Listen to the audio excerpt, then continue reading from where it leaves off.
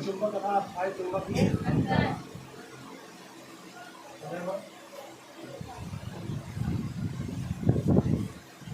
कितने लोग थोड़ा बहुत इसके बारे में बता सकें? विद्युत चुंबक क्या होता है, अस्थायी चुंबक क्या होता है?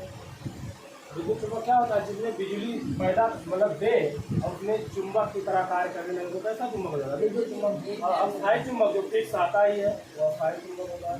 तो पहला पॉइंट लिखेंगे क्या, अस्थायी चुंबक होता है। हाँ, ऐसे अंतर ऐसा ही लिखा जाता है या अस्थायी। अंतर कभी भी परीक्षा में आए तो ऐसे ही करके लिखा। आपको लोग क्या करते हैं, पहले सोचते हैं ये हेडिंग डाल दे, लिखते फिर ये हेडिंग डाल, ऐसा नहीं करना। आपको अंतर बकायदा ऐसे ही, क्योंकि बुक वाले देखो ऐसे ही लिखते हैं ना, तो पागल थोड़ी है बुक वाले जो ऐसे ही लिखते हैं, नहीं वो भी हेडिंग बना के लिखते हैं। यह अस्थायी चुंबक होता है। क्यों अस्थायी होता है?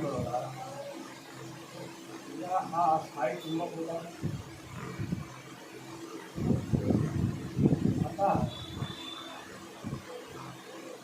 आसानी से चुंबकत्व समाप्त हो जाता है।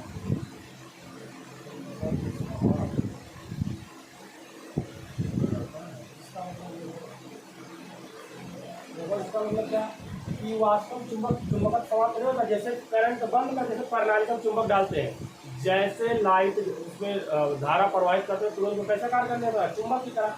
लेकिन जैसे करंट हटा देते हैं तो वो लोहे की छड़ बन जाता था। नहीं, प्रणाली का मगर मैं नरम लोहा डालता था, जब प्रवाहित धारा कराते थे तो एक चुंबक की तरह कार्य करने लगता था। लेकिन होता क्या था, जैसे धारा बंद कर देते थे फिर वो वैसे जैसे लोहा था वैसे ही हो जाता था। इसीलिए उस अर्थात उसका चुंबकत्व क्या हो जाता था, समाप्त हो जाता था। बताओ, जो विद्युत चुंबक है जो करंट द्वारा चलते हैं वो जब तक करंट रहेगा तब तक तो चुंबकत्व रहेगा, और जैसे करंट खत्म तो चुंबकत्व भी खत्म। इसीलिए कैसा हो गया, अस्थायी मतलब स्थिर नहीं है।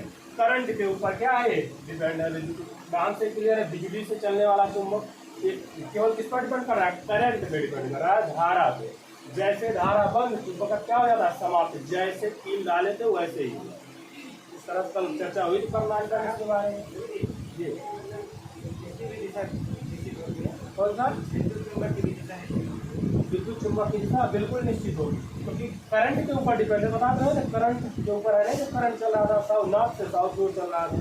कल तो प्रणाली का इसकी चर्चा कर ही रहे थे पूरा, वहाँ तुम काहे नहीं पूछ पाते हो? चलो ठीक है, सब बाद में थोड़ा पूछा करो, जहाँ पे दिक्कत रहा है ना वहाँ पैसे लाइन मान लिया करो, उसको बाद में पूछ लिया करो क्लास की होने के बाद, या तो जो ये चीज़ पहले ही बताया जा चुका है ना, बताया गया था नहीं, उसकी दिशा तो निश्चित होगी ना। देखते हैं, वैसे चुंबकीय क्षेत्र की दिशा निश्चित होती है। चुंबक तो चुंबक की, इसमें चुंबकीय क्षेत्र की बात हो रही है, किसकी बात हो रही है, चुंबक की बात हो रही है। तो चुंबक की तरह वो कार्य करने लग रहा है, इसीलिए कौन सा चुंबक होगा, विद्युत। अब ये आसानी से चुंबकत्व समाप्त नहीं होता, ये अस्थायी नाम ही है। अब ये लिखने की जरूरत है कि अस्थायी चुंबक होता है, इसे लिखेंगे सीधा, आसानी से चुंबकत्व समाप्त नहीं होता।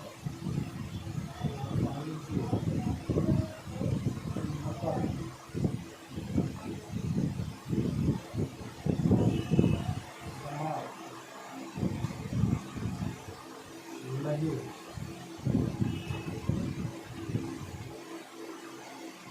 अब ये अस्थायी चुंबक है, तो ये तो इतना जल्दी से देखो, जो चुंबक हम लोग वाला खरीद के लाते हैं जो दोनों, देखो बहुत दिन तक रहता है। तो ऐसे नहीं होता, पता लगे कि चिपकना ही बंद कर देते, जैसे बाजा वगैरह देखते हैं जो चुंबक निकलता है, उसके बाद देखो बहुत दिन तक चलता है। तो कैसा चुंबक होता है, अस्थायी चुंबक होता है, उसकी चुंबकत्व इतना जल्दी समाप्त नहीं होती है। सर का पॉइंट, इसकी शक्ति बदली जा सकती है, शक्ति बदली जा सकती है, उसका मतलब बदली जा सकती है।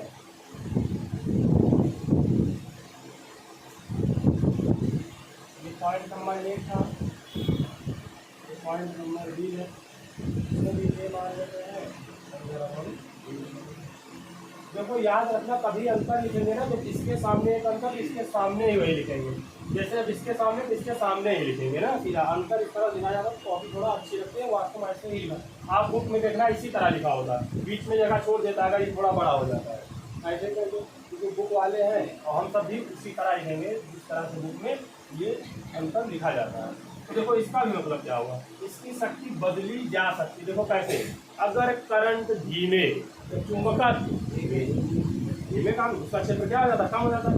अगर प्रवाहित धारा अधिक कर दिए तो बताओ उसका क्षेत्र भी क्या हो जाता है, अधिक हो जाता है। इसीलिए इसकी शक्ति को बदल सकते नहीं विद्युत धारा के माध्यम से।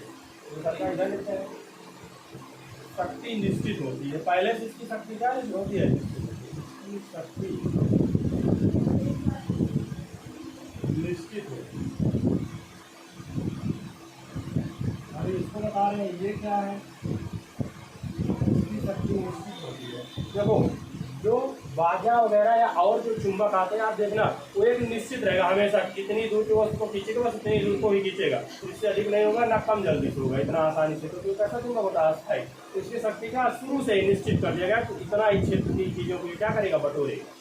और जबकि इसमें ऐसा नहीं, इसमें अगर धारा के ऊपर डिपेंड है, धारा अधिक तो शक्ति अधिक, धारा कम तो शक्ति कम। अगला पॉइंट ध्रुवीयता बदली जा सकती है, ठीक है। ध्रुवीयता मतलब उत्तरी ध्रुव दक्षिणी ध्रुव ना, नॉर्थ साउथ, ध्रुवीयता बदली जा सकती है। अगर NS लिखते हैं इसका मतलब बोलेगा ये उत्तरी है, ये दक्षिणी है, नॉर्थ है, ये साउथ है। ध्रुवीयता बदली जा सकती है, ध्रुवीयता बदली जा सकती है। देखो तो देखो क्यों बदल गया, क्योंकि देखो करंट अगर इधर से उधर प्रवाहित कर देते तो बताओ चुंबक का क्षेत्र क्या होता था, घूम जाता था, नहीं घूम जाता था। करंट के ऊपर ये भी डिपेंड होता था ध्रुवीयता। अगर करंट उल्टा कर देते थे मतलब दाहिने हाथ का नियम लगाते तो वो घूम जाता था, नहीं क्षेत्र उसका चुंबकीय क्षेत्र, वही क्या कर रहा है, इसमें ध्रुवीयता बदली जा सकती है, लेकिन इसकी ध्रुवीयता नहीं बदली जा सकती, इसका फिक्स होता है, क्योंकि ये अस्थायी जो चीज़ बन गया फिक्स, ध्रुवीयता नहीं बदली जा सकती। ये कई बार परीक्षा में पूछ लिया है कि विद्युत चुंबक और अस्थायी चुंबक वास्तव में होता क्या है, तो ध्रुवीयता नहीं बदली जा सकती।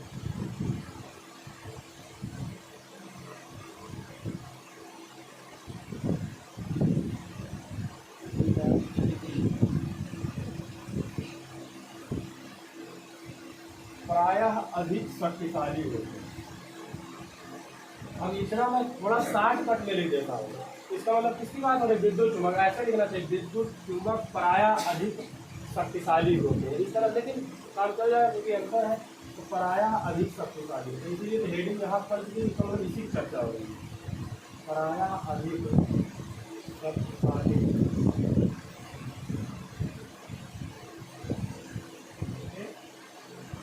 अब बताओ अधिक शक्तिशाली रहेगा नहीं, अगर करंट बहुत तेजी से आप दे दिए तो ज़्यादा एरिया कवर कर रहा है, अर्थात अधिक शक्ति वाली है। लेकिन इसमें क्या है, इसमें जो चीज़ है फिक्स है, ये इसके मुकाबले जो मैं लिखने चला तो मतलब इसकी अपेक्षा ये कमजोर है।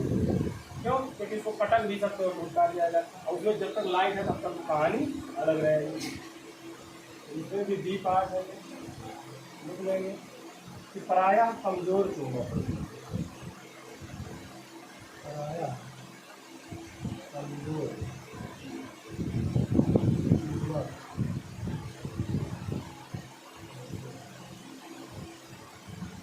थोड़ा बहुत इसकी अपेक्षा क्या होता है, एक कमजोर हो, और ये क्या होता है, मजबूत हो जाता है।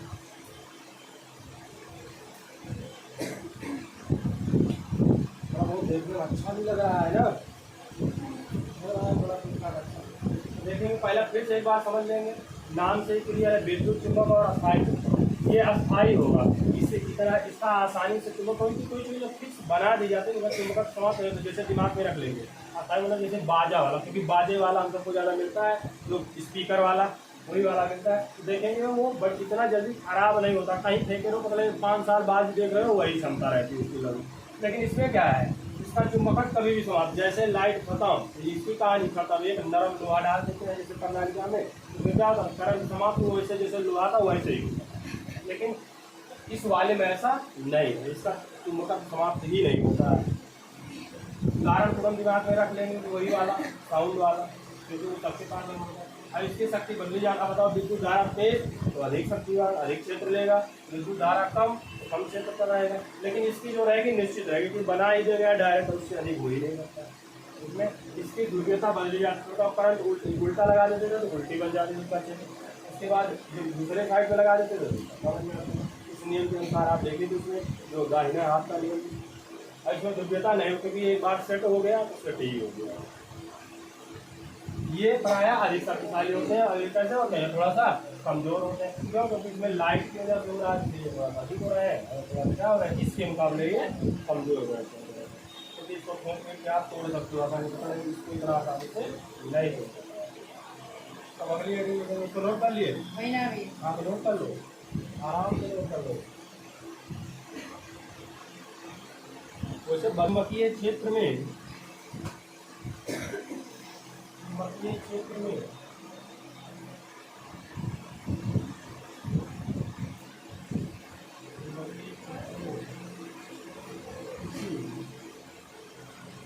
विद्युत धारा वाली चालक पर बल,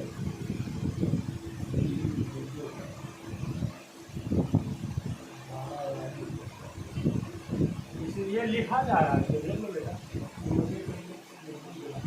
धारा वाली चालक पर बल।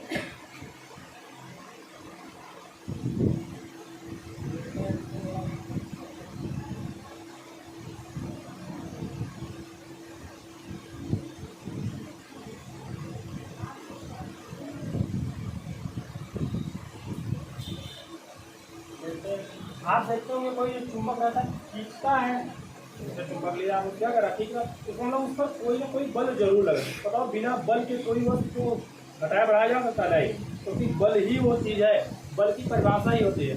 बल हुआ धक्का खिंचाव होता है जो किसी वस्तु में क्या कर दे, परिवर्तन कर दे, वही क्या होता है, बल होता है। बल का मतलब क्या पता लगे, तुम बहुत बड़ा सा 1 कुंटल करो, 1 टन का रख लियो, बहुत बड़ा लोहा करो, धक्का दे लो, खिसक नहीं रहे, समझ लो बल नहीं लगा। याद रखना, तुम कितना भी कोशिश, जब तक उसको खिसका नहीं लोगे, जैसे मान लेते हैं कि ये चेयर रखी है, जब तक हम खिसका नहीं लेंगे तब तक मानेगा कोई नहीं बल लगा हुआ है। जैसे कोई मान ले जा रहा है पड़ोसी और तुम जुटे हो, फिर लौट के फिर वहीं पर पूछा, तुमने कहा भैया बहुत बल लगाए हैं, तेरा कहाँ लगाए हो, वो तो वहीं पर रखी रही, ऐसा कह देगा कि नहीं कह देगा, अर्थात उसके साथ बल क्या है, 0। अब बल का आपने न्यूटन का नियम भी पढ़ा होगा, दूसरा का F बराबर m में, यही ए क्या होता है, ए का मतलब होता है एक्सीलेटर, एक्सीलेशन बोल देते हैं या त्वरण बोल देते हैं, जो एक्सीलेटर होता है। तो ये करता क्या है, घुसकाता है किसी वस्तु, ये एक्सीलेटर यही करता है, गाड़ी हम दबाते हैं भगती है खूब तेज गाड़ी, तो ये जब तक ये नहीं होगा तब तक बल नहीं होगा। इसीलिए न्यूटन का दूसरा का नियम यही कहता था, मास इंटू एक्सीलेशन, मतलब द्रव्यमान गुणे त्वरण, तो क्या बोल देते हैं बल, यही कहता था उसका दूसरा का नियम न्यूटन का। तो बताओ अगर फोर्स चाहिए, बल चाहिए, तो तुम्हें त्वरण चाहिए कि नहीं चाहिए, अर्थात किसी वस्तु में परिवर्तन चाहिए कि नहीं चाहिए। जब तक वस्तु परिवर्तन होगी नहीं तब तक बल नहीं लगेगा। अब आते हैं इस पर, बताओ अगर चुंबक को रखते हैं, जब एक खींच रहा है, कोई विद्युत धारा में चला रहे हैं, उसमें रखे हैं नरम मान के फर्लाइजर, तो थोड़ा खींच रहा है उसको, इसका मतलब कोई ना कोई बल जरूर है जो वस्तु में क्या कर रहा है, परिवर्तन कर रहा है, बिना बल के वो परिवर्तन नहीं होगा। तो बल कैसा होगा, विद्युत चुंबकीय बल होगा। तो कौन सा बल बोलते हैं, विद्युत चुंबकीय बल। तो लिखेंगे एम्पियर के अनुसार, एम्पियर जानते हो, एम्पियर जो वैज्ञानिक थे उनका पूरा नाम था आंद्रे मेरी एम्पियर। एम्पियर के अनुसार नहीं, बस इसकी परिभाषा टाइप है, मतलब एम्पियर ने प्रस्तुत किया था, एम्पियर ने बताया था। तो एम्पियर बहुत चीज़ों को बताएंगे, बिजली में लगभग एम्पियर की ही बात होती है, क्योंकि बिजली का मतलब क्या है, यही विद्युत धारा, विद्युत धारा को खोज किसने कर दिया था, एम्पियर में, मतलब वैज्ञानिक। तो एम्पियर तो जगह जगह तुम्हें मिले, कोई जरूरी नहीं विज्ञान में मिलेंगे, बहुत सारी जगहों में मिलते रहते हैं। चुंबक भी किसी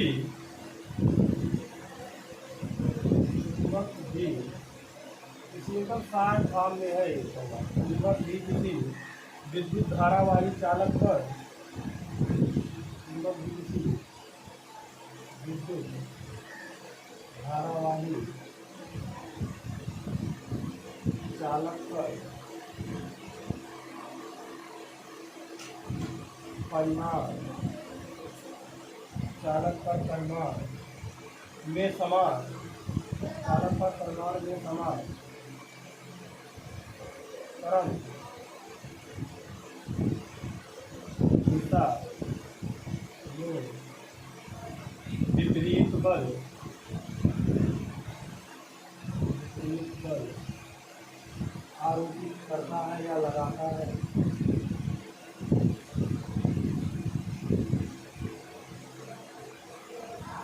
आरोपित करता है या लगाता है। पैराग्राफ छोड़ देंगे, विभाग लिखेंगे। चालक में, चालक में विस्थापन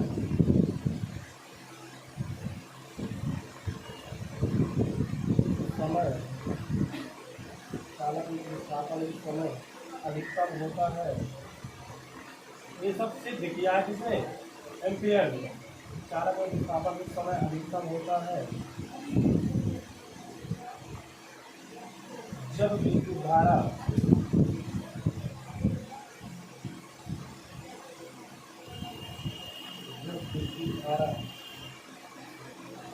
की दिशा, धारा की दिशा चुंबकीय क्षेत्र की दिशा की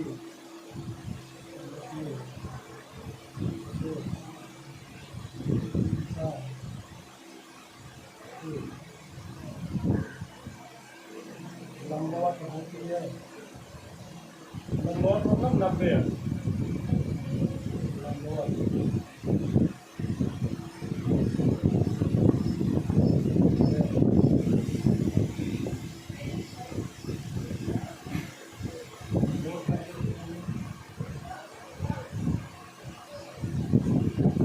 धारा की दिशा बदलने पर,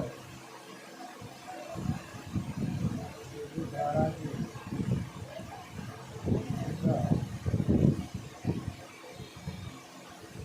बदलने पर, विद्युत धारा की दिशा बदलने पर बल की दिशा भी बदल जाती है। बल की दिशा भी बदल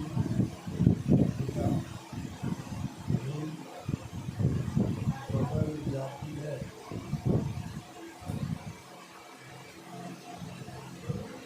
बल की दिशा भी बदल जाती है। देखते हैं जो समझते हैं इससे कम समझ आ गई। इसके बाद जो नियम बताएंगे फ्लेमिंग के बाएं हाथ का भी, ये चीज़ वहाँ से क्लियर होगा।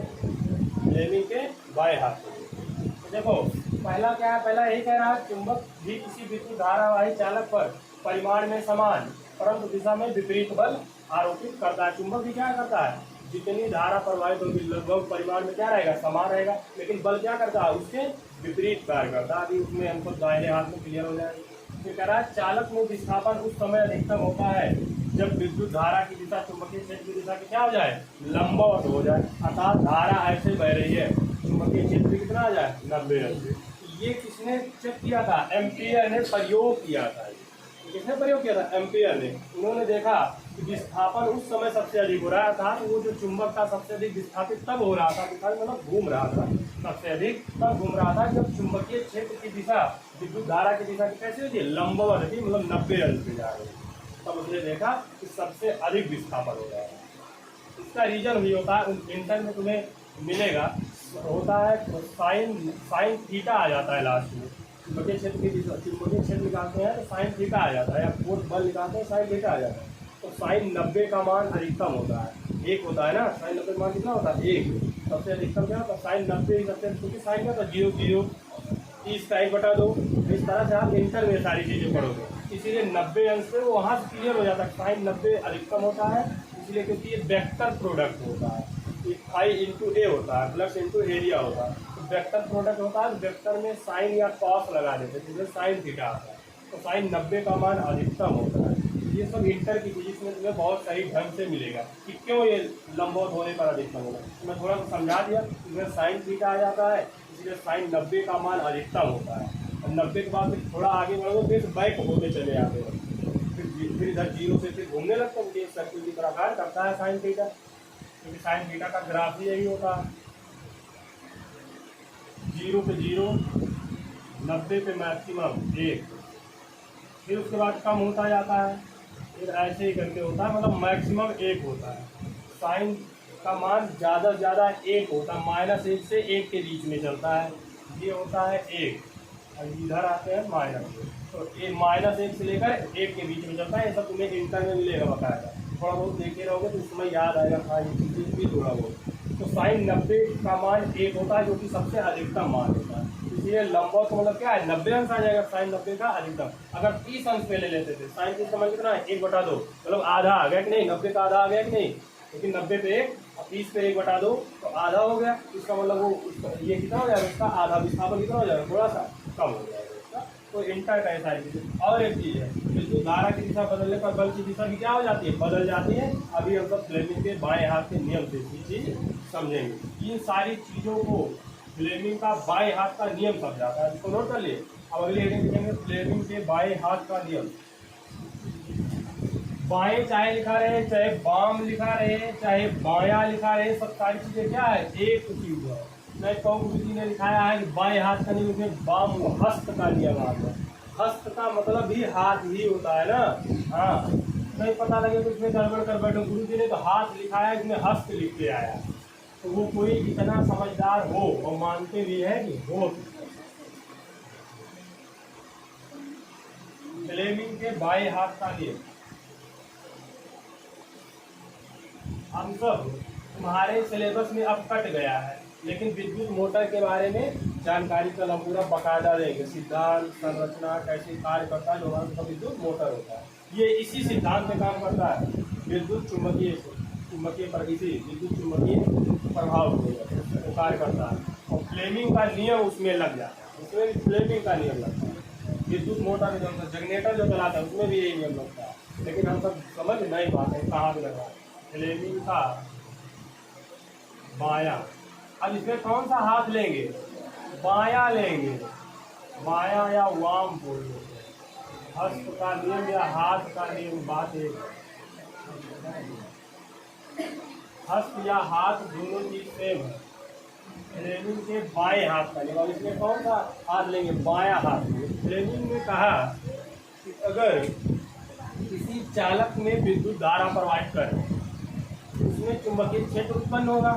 तो कहा कि चुंबकीय क्षेत्र उत्पन्न होता है और उसमें एक बल भी उत्पन्न होता है। तो कहा इसकी दिशा क्या होगी, तो उन्होंने कहा कि अगर हम 3 अंगुलियां लेते हैं बाएं हाथ, अब दाहिने का खेल खत्म हो गया, दाहिने में तो 2 ही चीज ले रहे थे ना, अब इसमें 3 अंगुलियां लेंगे। उन्होंने कहा कि तीनों अंगुलियों को इसको कौन सी अंगुली बोलेंगे, अब देखो क्लियर है ना, अंगूठा बोल सकते हो, अंगूठा बोल सकते हो, जो अंगूठा बोल सकते हो।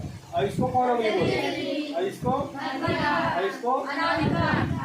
कनिष्ठा बोलो। इसमें कनिष्ठा और अनामिका को नहीं लेना है ना, इसमें कनिष्ठा और अनामिका को नहीं लेना, क्योंकि अनामिका कई लोगों का नाम होता है ना, इसीलिए इसको उन्हें हटा दिया। फिलहाल ऐसी कोई बात नहीं थी, इसलिए नहीं हटाया, क्योंकि 3 चीजों का ही काम था। उन्होंने कहा कि अगर हम अपने बाएं हाथ की अंगुली को, अंगूठे को, तर्जनी को और मध्यिका को इस तरह से व्यवस्थित करें कि इन तीनों के बीच 90-90 अंश का कोण बन जाए। जैसे इन दोनों के बीच देखो 90 अंश का बन रहा है, नहीं बन रहा, मान लेंगे ऐसे ही 90 अंश बन रहा है। और देखो इन दोनों के बीच में कितना अंश का बन रहा है, 90 अंश का, लगभग देखो ये बन रहा है, ये लाइन अगर देखी जाती है बन रहा है, नहीं लगभग बनता होगा, अब जो कुछ है लगभग बन रहा होगा इस तरह से। इसका भी 90 अंश, इन दोनों के बीच भी देखो 90 अंश दिख रहा होगा, ये इन दोनों को, और ये अंगूठा इसके बीच में भी लगभग 90 अंश का दिख रहा होगा। तो उन्होंने कहा बाएं हाथ को इस तरह से लिया जाए, 3 अंगुलियां ली जाए, ये तीनों एक दूसरे क्या हो जाए, लंबवत रहे। कौन कौन सी अंगुली, अंगूठा, तर्जनी और मध्यिका। अंगुली का नाम याद रखना, भूलना नहीं, अनामिका, कनिष्ठा। मैं लिख दो अंगूठे की बगल वाली, फिर अंगूठे की बगल वाली, ऐसे नहीं लिखना है, थोड़ा नाम करण कर देंगे। लिख भी दोगे तो गलत नहीं होगा, ऐसे भी लिख सकते हैं अंगूठे के बगल वाली, फिर बीच वाली अंगुली लिख सकते हो, ऐसा भी लिख सकते हो, मध्यिका जो बीच वाली अंगुली। जैसे ना याद आए तब, और याद आ गया तो कोई दिक्कत वाली बात नहीं। इधर देखो नहीं भी बना नहीं पाओगे इसको फिर से। तो उन्होंने कहा कि अगर तीनों अंगुलियों को हम इस तरह से करें कि लंबवत रहे, कैसी रहे, लंबवत रहे। अब उन्होंने कहा कि जो ये अंगुली होगी तर्जनी, वो चुंबकीय क्षेत्र की दिशा को बताएगी। ये अंगुली किसकी दिशा बताएगी, चुंबकीय। यही मैं विद्युत मोटर जब बनाऊंगा बताऊँ, अगर कौनों नहीं समझा उसमें उसको सही कर दे, उसमें भी ऐसे बनाएंगे। हम कहेंगे देखो ये जो है विद्युत धारा बल इधर लग रहा है, इसमें चुंबकीय क्षेत्र इधर लग रहा है, इसमें बल इधर लग रहा है, ऐसे बताएंगे। क्योंकि मैं किसकी दिशा की बात कर रहा हूँ, बल की दिशा की बात हो रही है, इसमें किसकी दिशा की बात हो रही है, बल। चुंबकीय क्षेत्र की कल ही कर चुके। तो देखो उन्होंने कहा कि ये चीज होगी तर्जनी अंगुली, ये विद्युत क्षेत्र को दर्शाएगी, और जो ये मध्यिका होगी ये विद्युत धारा को दर्शाएगी। किसको दर्शाएगी, विद्युत धारा। और जो ये अंगूठा होगा वो उसमें लगने वाले बल को दर्शाएगा। यही किसका नियम है, फ्लेमिंग के बाएं हाथ का। तो लिख लेंगे फ्लेमिंग के अनुसार, फ्लेमिंग के बाएं नियम के अनुसार। नहीं तो ऐसा इसी आगे नियम, ये तो लिखा ही है, उसके आगे लिख लेंगे यदि हम अपने बाएं हाथ की, यदि हम अपने बाएं हाथ की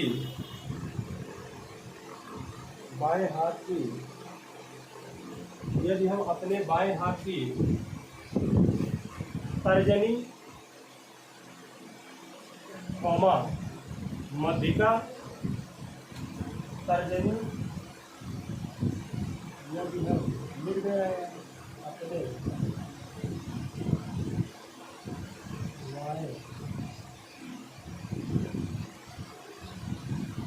हाथ की तर्जनी मध्यिका तथा अंगूठा या अंगूठा को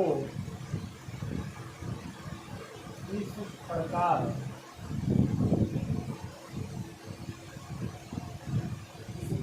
से फैलाए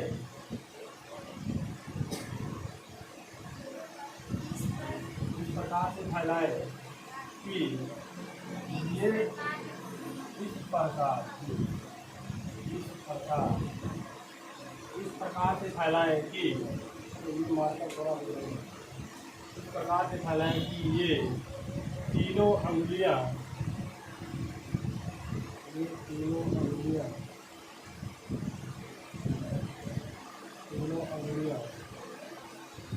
एक दूसरे के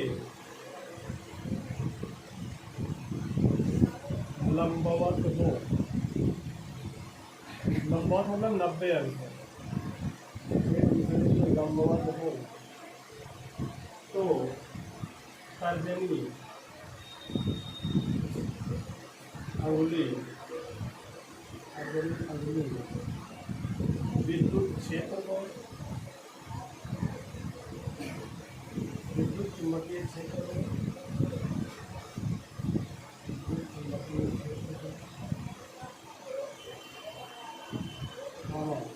मध्यिका अंगुली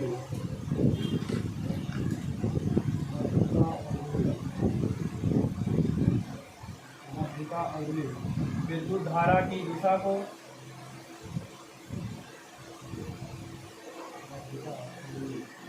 विद्युत धारा की दिशा को, विद्युत धारा की दिशा को तथा अंगूठा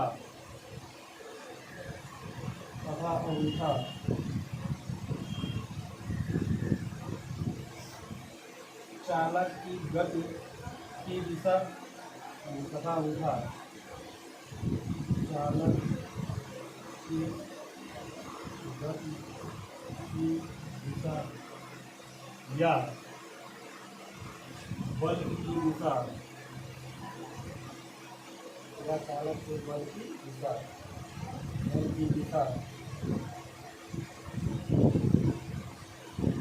का संकेत देता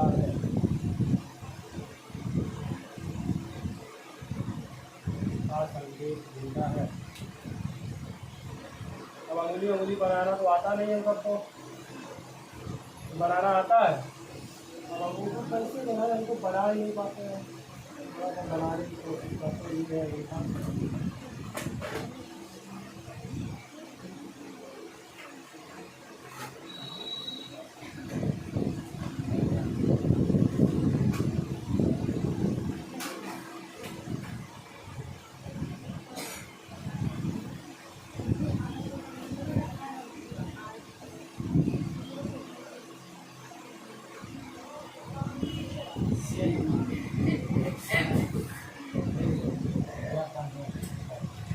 हाथ है।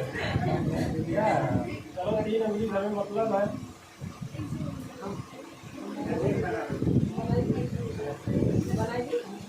नहीं बनाना नहीं है। ये कितने अंक का होना चाहिए? ये तर्जनी है। ये भी कितने अंक का होना चाहिए? ये है मुखातिबा। काफी नहीं बना। अभी काफी कैसे बनाओ इसको तो समझना। ये है अंगूठा। काफी देखो तर्जनी किसको दिखा रही? अगर बना पाओ बना सकते हो, कोई दिक्कत वाली बात है। अच्छा नहीं बना पाओ इस तरह बना लो। ये है चुंबकीय क्षेत्र की दिशा।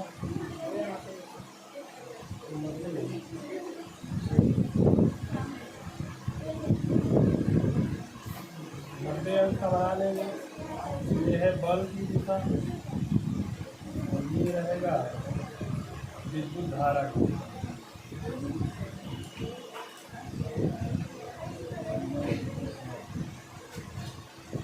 बल की दिशा इस तरह बना ही सकते हो।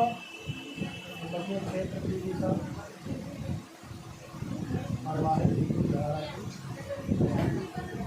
इसको बन रहा। ये ना बनाओ ना, ये नहीं हो रहा।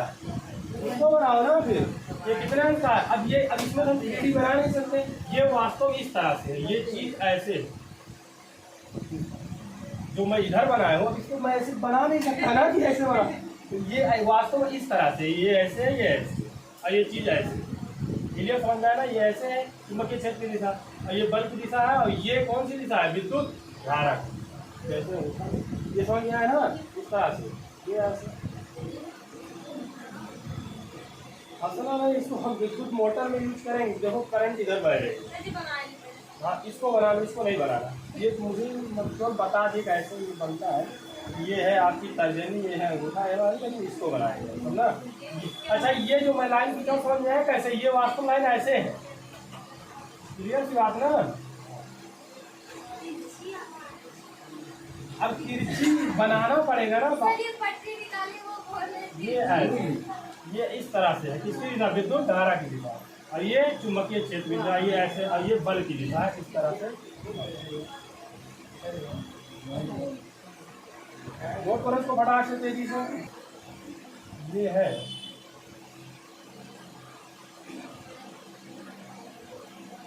ये ऐसे देख रहे हो। ये भी 90 अंश, ये भी 90 अंश और इन दोनों में भी 90 अंश। ये वास्तव में इस तरह से अंगूठा है। समझ में आए ना? इस तरह ये अब इसमें बनाने इसलिए ऐसे खींच दिए, वास्तव में ऐसे। समझ में आ रहा है ना ये चीज? ये इतना आसानी से कोई समझा भी नहीं सकता इसको। बस तो हमको तो कहाँ से ला के तुम्हें समझाए कि दिमाग में घुसे। ये यही होता है, अपना दिमाग में सोच लेंगे, याद रखेंगे अपना अंगूठा ऐसे। अब ऐसा नहीं अपना अंगूठा भूल जाओगे। अंगूठा भी पता है तर्जनी। अब मान लो कहते हमारे पास भाई अभी कोई कहते हमारे अंगुलिये नहीं, जिसके ये नहीं है, तो बताओ कहीं कैसे बनाएंगे? तो उसके लिए फिजिक्स नहीं है। फिजिक्स कहता है कि हर पूरा तुम्हारे पास रहे सारा अंग। ऐसा नहीं कि हाथ वाथ कर दिया कहते फ्लेमिंग का चलो बाएं हाथ काट के बैठो कहते चलो बताओ बाएं हाथ का नियम। तो बेचारा कहाँ से कर पाएगा कुछ ना। इसलिए इसको भी ध्यान में रखना है। उसके फिजिक्स कहते हैं कि मतलब स्वस्थ रहो, सब की बात करती है। मैं पता लगे एक आध हाथ जिसका हाथ कटा उसको लेके पहुंच जाओ कहते गुरु चलो इनसे करवाओ बाएं हाथ का नियम। गुरु जी क्या कहेंगे? कहेंगे कि तुम ही करवाओ, इसको जोड़ ओढ़ के लगाओ। उसको भी समझाएंगे चाहता हूँ, उसको पकड़ा देंगे, धंसा देंगे। ऑपरेशन ऑपरेशन करा के तीनों उंगलियों को 90 अंश चिल्लाएगा भी क्या क्या करके। लिखते हैं इसको, ध्यान देंगे। इसको लिख लिए, इसको देख लेंगे, फिर से एक बार देख लेंगे। इसको ध्यान में रखना है। यही नियम आता है। वो नियम आएगा फ्लेमिंग के बाएं हाथ का नियम। आपका दाहिने हाथ का नियम ना, फ्लेमिंग ने दाएं हाथ का भी नियम दिया है। अभी आगे उसको भी बढ़ाएंगे, वो दाएं भी दिए, लेकिन वास्तव आता कौन है? बायां हाथ। क्योंकि वास्तव में यही विद्युत मोटर पर डिपेंड, विद्युत मोटर इसी नियम पर डिपेंड है कि कैसे करंट फैलाएंगे। विद्युत मोटर में भी चुंबक लगा होता है। आप देखें बीच में कॉइल लगी होती है, तो वो यही होता है जब करंट दौड़ाते हैं। इसकी भी कहानी होगी, लेकिन आपके सिलेबस में वो अब कट चुका है। आपके सिलेबस में वो नहीं है विद्युत मोटर। और ना अब डिस्क धारा है ना प्रत्यावर्ती धारा है, अभी धाराएं भी नहीं।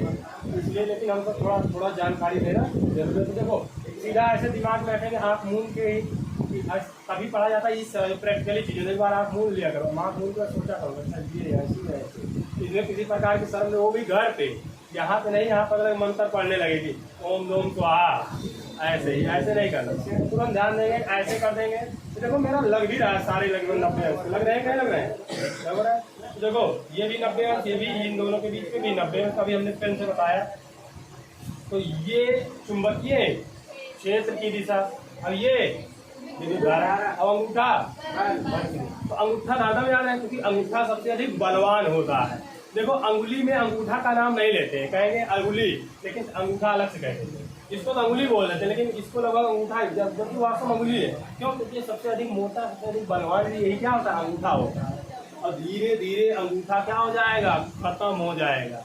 धीरे धीरे लोगों के सिर पर बाल भी क्या हो जाएंगे, खत्म हो जाएंगे। ये मैं नहीं कह रहा हूँ, मेरा इतिहास कह रहा है, ये सारी कह रहा है कि नहीं कह रहा। अंगूठा क्यों खत्म होगा? क्योंकि अब हम सब मोबाइल बहुत यूज करते हैं, गेम यूज करते हैं, नहीं जुटे रहते हैं, अंगूठे से ही गेम होता है, जैसे फ्री फायर, ये सब चीजें लोग अंगूठे से ही खेलते हैं। तो धीरे धीरे अंगूठा भी क्या होता जा रहा है, छोटा होता जा रहा है। धीरे धीरे अंगूठा का आज नहीं खत्म होगा, जैसे धीरे धीरे हम सब मानव बनने में लगभग 2-2.5 अरब साल लग गए शुद्ध रूप में बनने में, वैसे वो भी लगभग 1-2 हजार साल बाद अंगूठा खत्म। अब बाल तो अभी भी दिखना शुरू हो गया है, लगभग सबका बाल उड़ना शुरू हो गया। मुश्किल से 40 से 50 साल रुको, आने वाली पीढ़ी के बाल होंगे ही नहीं, हम सबके सामने ही हो सकता है ऐसा होने लगे, नहीं होंगे बाल। अब जो बच्चे होते हैं छोटे, देखो उनके बाल उतने अच्छे नहीं होते, अब वाले जो हो रहे हैं बहुत रेयर के, अगर 100 बच्चों को उठाओगे ज्यादा 10 बच्चों के ठीक ठाक होंगे, बाकी सब तो वैसे ही रहते हैं। और अभी हम सबका भी बाल धीरे धीरे उड़ना शुरू हो गया, अब बाल पकना शुरू हो जा रहा है। क्यों? क्योंकि हम सब अब सही वातावरण में नहीं रह रहे हैं ना, खाना पीना भी उल्टा सीधा खा रहे हैं। तो ये फ्लेमिंग के दाएं बाएं हाथ का नियम क्लियर है। चलो सब लोग बताना फिर से, चलो मध्यिका, सोच के ही बताना, कोई जरूर नहीं। और ये तर्जनी, और सब लोग बोले, तू काहे नहीं बोल रही हो आकांक्षा, बोलो तुरंत। अंगूठा बल की निशाना, तर्जनी, मध्यिका, तर्जनी, विद्युत धारा की दिशा कौन सी उंगली बताएगी? अंगूठा। विद्युत क्षेत्र की दिशा कौन सी उंगली? बल की दिशा?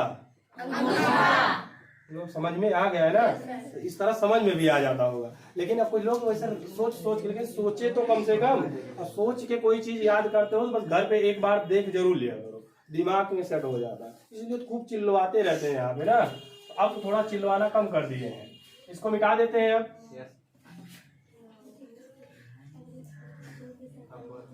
अब एक नोट करके लिख लीजिए आप, नोट।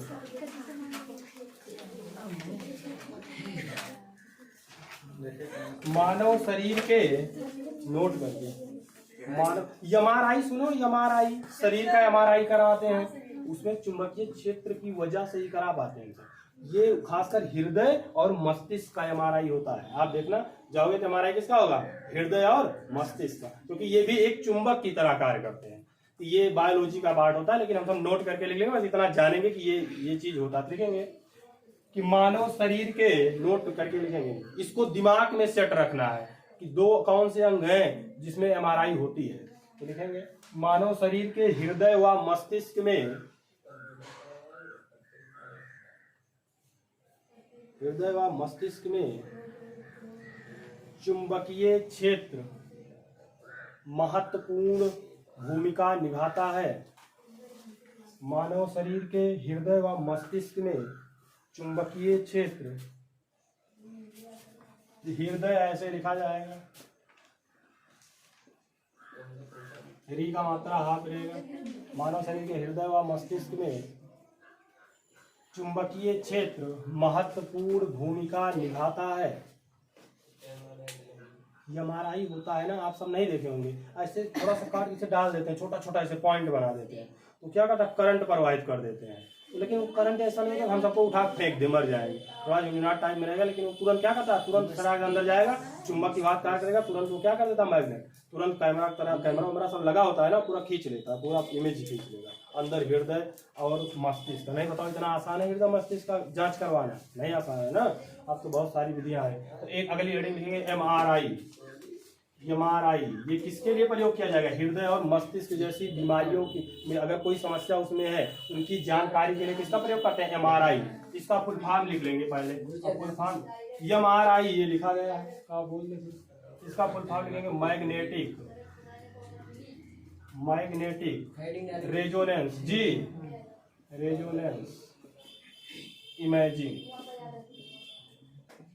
कभी भी फुल फॉर्म आता है तो हिंदी में नहीं लिखा होता, याद रहे, इसलिए हिंदी में इसको लिखना उतना सही नहीं, मैं बता देता हूँ, लेकिन हिंदी में इसको लिखना सही नहीं होता। आपको MRI अंग्रेजी में ही लिख दो, क्योंकि परीक्षा में अंग्रेजी हिंदी दोनों पेपर आते हैं और लगभग अंग्रेजी शब्द मिलेगा। अगर फुल फॉर्म कभी पूछता है तो अंग्रेजी शब्द देगा तुमको, हिंदी शब्द ना के बराबर देता है।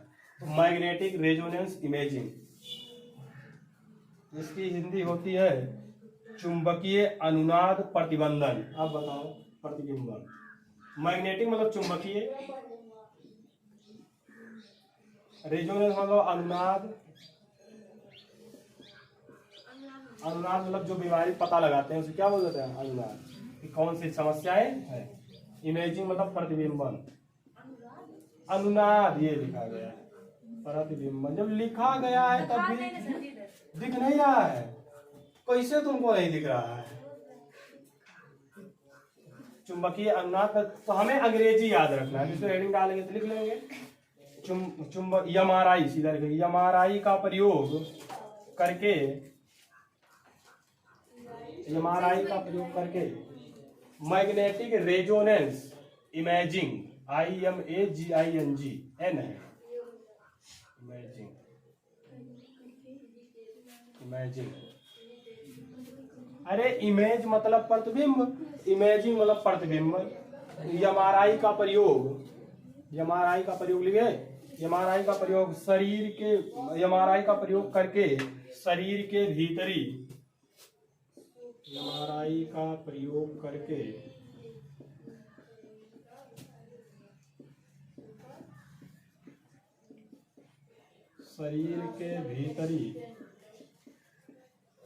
शरीर के भीतरी अंगों के प्रतिबिंब प्राप्त किए जाते हैं, अंगों के प्रतिबिंब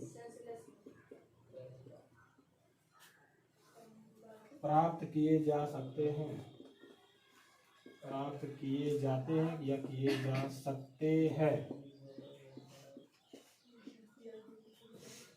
MRI का प्रयोग क्या करने के लिए करना? अंगों के शरीर के अंदर अगर कोई दिक्कत है तो जाएगा कैमरा टाइप, वो खींच के तुरंत ले आएगा, देखो भैया ये इमेज बना देगा एकदम बकायदा। तो जब आपके घर वगैरह वाले कहीं न कहीं गए होंगे जो थोड़ा सा, अभी हम सब बच्चे वाले कोई बीमार रहता है तो घर में चुपके बैठे रहो तुम, कहीं हम सबको कहीं जाना वैसे भी काम नहीं होता है। जब आप सब भी बड़े हो जाओगे, हम तो कई बार जाते रहते हैं हॉस्पिटल वगैरह, पथरी वथरी में कई बार गए, तो और बाकी नॉर्मल इस तरह की चीज़ों में बहुत बार गए हॉस्पिटल वगैरह, तो ये सब जानते हैं, थोड़ा बहुत जानकारी है। क्योंकि ये जब होगा ना तो तुम्हें अंदर वो बैठा देगा, दिखा देगा, देखो इसे टीवी चलती रहेगी, तुम देखोगे अंदर में उसके शरीर में क्या क्या समस्याएं हैं, क्या क्या, पूरा हृदय वगैरह दिखेगा एकदम इमेज टाइप में, ऐसे होता है पूरा सिस्टम, कैमरा टाइप में होता है। ऐसे अंदर थोड़ा चौंक के डाल देते हैं तुम्हें, लेकिन दर्द नहीं होगा, ऐसा सिस्टम होता है। जैसे ऑपरेशन करते हैं दर्द होता है नहीं, शुरू में जब सुई लगाएंगे सुनने वाली तभी दर्द होता है, नहीं तो ऑपरेशन में दर्द वगैरह नहीं होता है। हम तो 2-3 ऑपरेशन हो गए, एक बार कांटा कर गया था तो ऑपरेशन कराए थे, तब सुनने में लगा पूरा मरे मोरे डॉक्टर ने, तो जब सुई लगाते हैं सुनने वाली तभी दिक्कत होती है, उसके बाद में एक बार लग जाएगा तुम्हें पता ही नहीं क्या हो रहा है, बस हल्का फुल्का लगेगा कुछ शरीर में हमारे कोई कुछ कर रहा है, बस तुम्हें पता ही नहीं लगता, नहीं पता लगे कोई अखियाँ उखिया का ऑपरेशन हो, बताओ कैसे करेंगे, लगे सुन के सुई न लगाए, अभी थोड़ा सा चोट लग जाती है तो पूरा एरिया जान जाता है कि आज हमारी बिटिया, लाडली बिटिया है बेटौना, आज गिर गया, चोट लग गई साइकिल, तो बताओ आँख निकाल के करेंगे कार निकाल, तब कितना दिक्कत ना, बोले सुनने की सुई क्या होती है जरूरी। तो चलिए आज यहीं तक लिखते हैं, अभी जो है अंग्रेजी के लिए